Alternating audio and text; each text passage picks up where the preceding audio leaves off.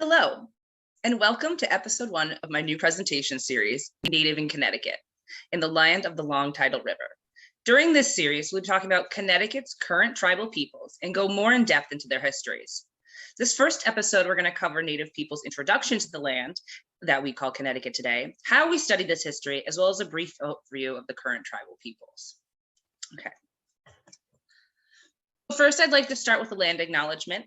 And I would just like to take a moment and acknowledge that I created this presentation and I'm speaking from the ancestral territory of the Wappinger and Munsee Lenape peoples, among others that I may not know of.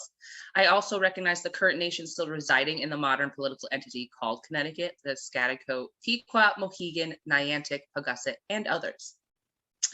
And of course, the Treaty of Hartford from 1637 should also be acknowledged for its part in displacing most of these peoples and cultures from their lands, particularly the Pequots and their allies. Thank you. All right. So first arrivals, I thought it would be great to start at when natives first arrived in Connecticut, kind of get that out of the way. So the subject of when humans first arrived in North America is hotly debated and still being debated and probably will be for many years. So we have multiple different types of data that tell us different things. So we have genetic analysis saying around 30,000 years ago, they were on Beringia, the Bering Strait land bridge, which is right here. And they were in southern Canada by 15,000 years ago. But we do have archaeological sites in the Americas that have been dated to 37 years ago. Linguistic studies suggest that they came over 30 to 35 years ago, due to the amount of languages that we have. It would have taken that many years to create over 2,000 separate languages within the continent. Recently published, just this year in, I think, September, they basically decided that they did some research, and this was published in the Smithsonian.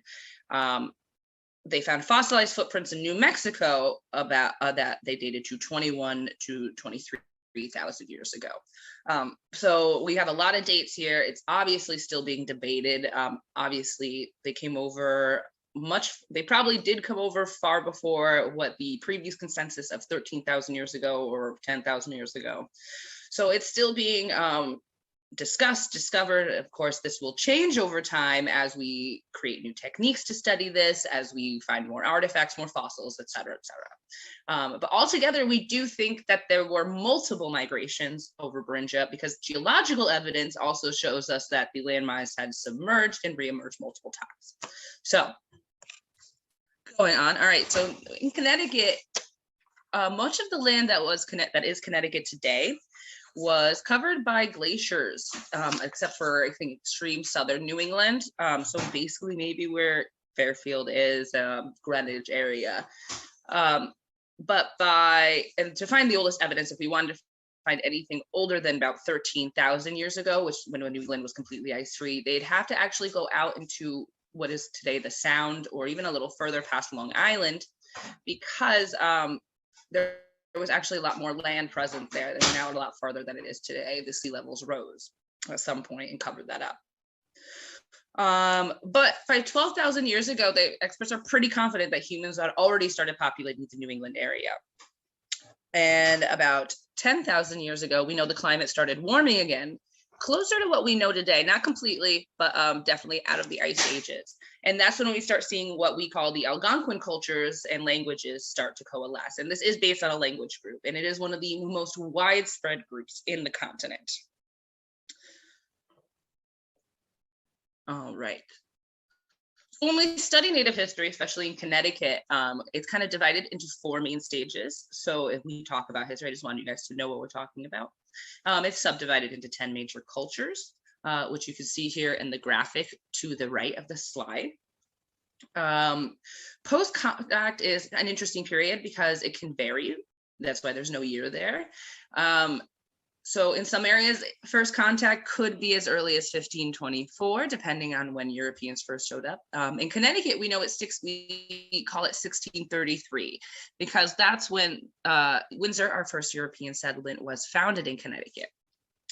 Now, the funny thing is, most of what we know from before contact and even during early contact comes from archaeology, because many of our early sources from our European settlers, our ancestors, and even from the Victorians in the 19th century, they're not very reliable. They are not written by natives. Often they're hearsay, often, especially in the early contact sources, tribes are woefully misnamed and misidentified, et cetera, et cetera. And they were pretty biased. I mean, they wanted to make sure, in the early America, if you know anything about American history, they were really trying to push the natives out. So thus, a lot of this history became very corrupted. Okay, so what we try to focus on for a lot of tribal history is actually oral histories or native written sources. So the Algonquin cultures, which Connecticut natives are, they share similarities in culture and language. That's why we call them Algonquin. And generally, the Algonquin natives would live in small villages that were semi-permanent. And when the settlers met them about 500 years, 500 years ago now, 400 years ago, they actually met natives that were living much the same they had for centuries. So they were semi-permanent, so they moved when either land was depleted or seasonally, so they were constantly following resources. They lived in several types of structures, so what I've called wigwams today, or wetus, we call them longhouses, and they also had an oval-shaped dwelling, and those are you can kind of see some of them in this image to the left, this drawing that was made by a European settler somewhere near first contact. They were agricultural. They would grow the three sisters, or what we call the three sisters today, beans, corn, and squash, but they also had many, many more crops, obviously. They had large hunting parties. They hunted deer. We know they hunted deer in many other large game through archaeological evidence. And we have that from European settler accounts talking about all the different animals they hunted. They also fished and gathered shellfish as well. They gathered berries and nuts depending on the time of year. And they also practiced controlled burns, which is why when the settlers first came here, they found these nice park-like forests with no brush in between and stuff, because the natives knew exactly what kind of habitats their prey, the animals they like to eat liked, so they would burn things. And they would make the habitats that they knew these animals liked. They were great at wildlife control. So, and we have multiple reports of tribes around contact doing so. The Quinnipiacs, Waterbury, etc. Many uncountable. So, and we've actually in Connecticut recently gone back to that. The DEEP has now started controlled burnings in the past few years to help Connecticut wildlife. All right. So in Connecticut specifically, actually the word that Connecticut comes from, as you can see, one of the many anglicized Algonquin spellings, it generally means along the long tidal river, which the long tidal river we know is the Connecticut River. Experts estimate that in New England, we don't really have any estimates for in Connecticut, but in New England, they think that there were 70,000 to 100,000 natives. But this also is a little hard to tell because about right before we settled Connecticut and the rest of New England, really, there was a huge plague that went through, so it decimated many native populations. It's very hard to count their populations because we don't have any written sources. But by 2020, they reported that there were about 16,000 residents in Connecticut that identifies only American Indian or Alaskan Native, which is less than 0.1%, which is a little sad. We do have 25,000 that identifies biracial and 14,000 of three or more races where Native American or Alaskan Native is in there too. So we do have a population here, but it is woefully not the same as it used to be, of course. Now, we also have 3 state-recognized tribes, state-recognized, not federally recognized. And those are the Schaghticoke, the Niantic, or I think Eastern Pequot, and we also have the Golden Hill Pecusets. So the Schaghticotes are up in Kent. The Golden Hill Galapagos are in Trumbull, and they have a quarter-acre reservation in Trumbull, and a bigger reservation in Colchester. And the Eastern Pequot Tribal Nation, which is called the Niantics here, have a 224-acre near Stonington.